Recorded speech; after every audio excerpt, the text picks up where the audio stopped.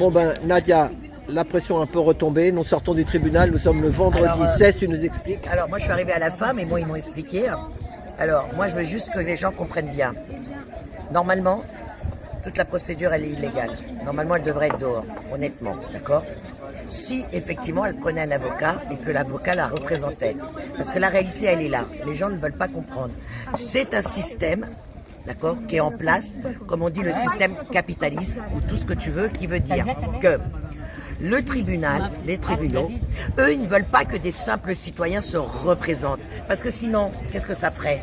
Ben, les avocats, ils seraient tous au chômage. Donc, aujourd'hui, Inda, elle a voulu se représenter seule pour sa remise en liberté. Tu penses bien que si le juge l'avait remis en liberté, tout le monde fait sa propre remise en liberté sans avocat, sans rien. C'est ça, c'est les exemples, c'est un exemple. Voilà. Mais Inda, elle est double exemple. D'une, parce que je vais vous expliquer ça, apparemment ils ne savent pas ici. Moi, quand on m'a dit qu'elle était audience avec le juge des applications des peines libre, je me suis dit ok, ils veulent encore envoyer un message. Parce que normalement, c'est pas audience publique. Tout juge, quand tu veux parler avec lui des remises des applications des peines, c'est pas public, c'est la personne, l'incarcéré, et le bureau dans le juge seul. Quand on m'a dit qu'elle était audience publique, quand j'ai prévenu une amie qui fait de son droit que c'était audience publique, elle m'a dit mais non Nadia, c'est impossible que ça soit audience publique puisque c'est avec le juge des remises de peine et ça c'est en huis clos, c'est dans son bureau. Et j'ai dit non, sa sœur m'a dit que c'est audience publique. Et elle-même, elle m'a dit, Nadia, ça pue ça, cette histoire, elle pue. Ben oui, elle pue. C'est quoi le message qu'ils veulent nous donner? D'une, tu ne dois pas te représenter seule. De deux, arrête de faire chier. Arrête de faire chier le tribunal, arrête de faire chier les juges, arrête de faire chier la secte. Et le message, c'est surtout pour les autres parents. Vous voulez bouger, vous voulez dénoncer, on vous sucre, comme pour Linda, c'est le droit de visite. Tous parents qui dénoncent et qui se mobilisent se font sucrer leur droit de visite. Comme un gosse, t'as été puni, allez je te punis, t'as plus droit. Et après ça, ils te disent, oui, la protection de l'enfance, c'est d'abord avant tout pour le bien de l'enfance. Elle est super la protection de l'enfance. Donc pour le bien-être de l'enfant, parce que ses parents se battent, on te nique les droits de visite. Premièrement, si tu fais des procédures, tu portes plainte contre eux, c'est toi qui après qui es retrouvé devant le tribunal. Pour avoir dit un prénom et un nom, que tu peux taper, tu ne trouves pas, quand tu juges, c'est outrage à magistrat, mais pire, c'est soi-disant la mettre en danger. Alors qu'il y a un site, donne-moi le nom du site s'il te plaît, des magistrats où ils mettent toutes leurs affaires. C'est que le problème aussi, Nadia... Doctrine, écoutez bien. Doctrine. Doctrine, vous tapez doctrine, n'importe quel justiciable peut taper doctrine. C'est gratuit pendant 7 jours. Et pendant 7 jours, vous suivez tous les procédures, tous les procès avec leur putain de nom dessus. Nadia, même si tu dénonces pas, tu parles aussi sur ça, même si tu dénonces pas aussi comme Inda, ça sera pire. Non mais ça c'est encore autre chose, on voit bien les parents qui se bougent pas leur cul, ça fait 7 ans qu'ils se battent pour les récupérer. Donc moi je parle pas des parents qui se bougent pas leur cul. Moi j'en ai rien à foutre. Parce que c'est la vérité, que tu l'ouvres ou que tu l'ouvres pas, une fois que tes gosses sont placés, ils sont placés. La seule différence, c'est que si tu l'ouvres, ton gamin plus tard, il verra que tu t'es battu pour lui. C'est juste ça, la réalité. Parce que tu la fermes ou tu la fermes pas, une fois que la secte a mis la main sur ton gamin, c'est fini. C'est quand même 40 000 € par an, par gosse. Ça vient de sortir dans le dernier rapport, donc c'est pas du complotisme. Il y a un rapport épais de plus de 500 pages sur la maltraitance de la secte. D'accord?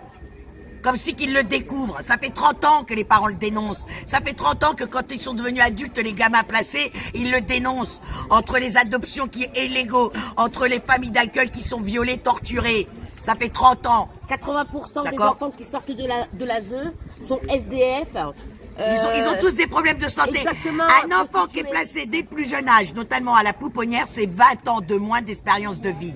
Ça veut dire ce que ça veut dire, les gars. Ouais. Donc, du moment que tu t'attaques à cette grosse mafia, l'ASE, c'est comme les lobbies de la cigarette et de la chasse. C'est 3 lobbies qu'il faut, impossible. C'est pas touché. C'est pas touché. À mon business. Ne touche pas à mon business. Si tu touches, les parents, je te dis, les enfants sont mis au secret. Les parents n'ont plus le droit de visite. Et en plus, toi, on va te faire tous les problèmes pour te mettre soit en garde à vue. Combien de parents s'est retrouvé en garde à vue pour justement dénoncer ça? Donc, moi... Et la grève de la faim. Et Sandrine, Sandrine. Sandrine Vol. Je t'embrasse. Courage. Vous avez une maman qui fait la grève de la faim. Elle a arrêté sa grève de la faim. T'es au courant? Elle a arrêté la grève de la faim. Bah, c'est normal parce qu'elle Ouais, a pas... ouais, ben, de toute façon, elle a compris qu'elle va faire un oui, livre. Parce qu'avant elle, il y a Elle eu va des- mourir. Ils vont la laisser mourir. Tapez sur YouTube parents désenfantés et vous verrez que déjà en 2018, il y avait des mamans qui faisaient la grève de la faim dans leur tente devant l'Assemblée nationale. D'accord? Et c'est pas pour autant qu'ils ont occupé les gosses. Pourquoi? Parce que les parents, ils sont isolés. J'espère qu'une seule chose... Attendez, s'il te plaît, j'espère qu'une seule chose... c'est pénible quand même, parce qu'on est en train de parler, c'est filmé. C'est vraiment... Vous êtes désagréable. Jamais je me permets ça avec vous. C'est vraiment désagréable. Non, c'est pas bon, Linda. Tu me dis toujours, Linda, c'est bon. Ça fait 1 an et demi que je subis ça. D'accord? C'est un manque de respect. On est en train de discuter. Moi, où j'étais, j'ai dû partir. J'ai couru comme une dingue pour arriver ici. Ça. Sinon, c'est pas la peine. C'est pas la peine. Voilà. Je reste dans mon coin et je me repose. Alors vas-y. Donc, et je sais plus maintenant. Voilà, encore une fois. Si, on parlait oui, alors j'espère qu'il y aura comme une avancée, parce qu'il y a des parents, 30 parents, là, 30 familles qui se sont mobilisées et qui ont porté plainte contre 3 directeurs de département. J'espère que ça va bouger. J'espère que les directeurs de département, ils vont commencer à chier dans leur benne. Et j'espère que comme ça pourra avancer. Maintenant que vous voulez l'ouvrir, allez, filme-les et prends leur parole. C'est bon. Non, mais Ah, là maintenant, plus personne ne parle. Ah bah voilà, quand j'arrête de me taire, plus personne ne parle. Bon, bah, bon elle va appétit. pas s'énerver, Nadia. Oh, Nadia. Ça fait 1 an et demi, je demande un peu de respect. Au bout d'un moment, je fais comment? Ouais, je vais couper. Bon, allez, ben, merci. À tout bientôt. Merci pour tout.